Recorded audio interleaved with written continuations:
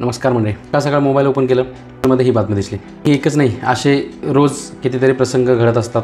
रस्ते अपघात होत असतात.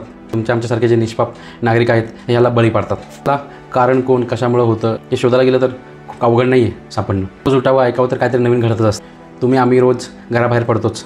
ट्रिपल सीट, विदाऊट हेल्मेट, जुनी गाडी, बाहेरची नंबर प्लेट, सिग्नल तोडणे, बरेचसे प्रकार रस्त्यावर घडत असतात. आपलं जे पोलीस डिपार्टमेंट आहे, RTO डिपार्टमेंट आहे, हे आम्हाला पकडत असतं. कधी कोपऱ्यात उभं राहून, कधी लपून छपून, कधी समोर उभं राहून पकडत असतात. मग या RTOवाल्या आपल्या रक्षकच आहेत ना, तर या RTOवाल्या आपल्या रक्षकांना हे ओव्हरलोडेड टंब, ओव्हरलोडेड गाड्या दिसत नाहीत का? ते जेवढे प्रसंग आपण डिस्कस केले तेही गुन्हेच आहेत. परंतु जर आपण परिणामाच्या हिशोबाने जर विचार करायला गेलं तर रस्ते सुरक्षेच्या दृष्टीने ओव्हरलोडेड गाड्या रस्त्यावरती फिरणं ती भयंकर जोखमीचं आहे, हे तुम्हालाही चांगलं माहिती आहे. प्रत्येक महिन्यामध्ये, प्रत्येक दिवसाला अशा घटना घडतात की ओव्हरलोडेड गाड्यामुळे ॲक्सिडेंट झाले, सगळ्याच ट्रकमधून बाहेर आल्या, कधी ट्रक पलटी झाला, कधी काय आणि कधी काय, हे घटना घडत तर आहेतच. मग ह्याला आळा कोण घालणार? तुम्ही, आम्ही. मग हे चौकात उभे राहिलेले, सिग्नलला उभे राहिलेले, हायवेला उभे राहिलेले हे जे पांढरे खाकीवाले आहे, वर्दीवाले आहे, यांचं काय काम? तुम्हाला, आम्हाला, गरीब नागरिकाला, तो गरीब दिसेल, जो साधा दिसेल, जो भोळा दिसेल, ज्याची गाडी जुनी वाटेल, अशांना बाजूला घेऊन फक्त पावत्या फाडणं?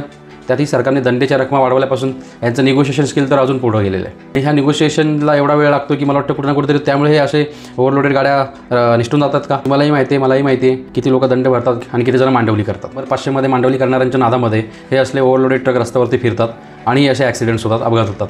कालच्या प्रसंगामध्ये जर कुठल्या मुलाचं जीवावरती बेतलं असतं तर ह्याला जबाबदार कोण होतं? अशा काय ह्या गाड्या रस्त्यावरती फिरतात, याच्यावरती कारवाई का नाही होत?